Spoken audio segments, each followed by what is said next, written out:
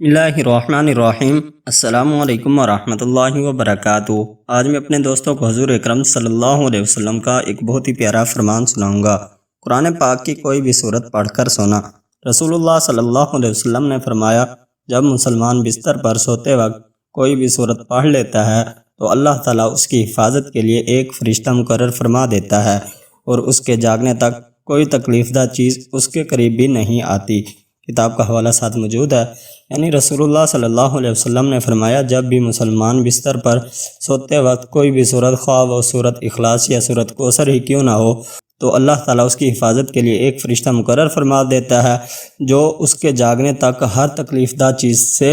मैं अपने दोस्तों से गुजारिश करता हूँ कि जब भी आप लोग बिस्तर पर जाएँ तो कोई ना कोई सूरत ज़रूर पढ़ लें। अल्लाह ताला मुझे और आपको इस पर अमल करने की तौफीक अता फरमाए। आमीन। सदक़ल्लाहुल अज़ीम। अस्सलामु अलैकुम वरहमतुल्लाहि वबरकातुहू।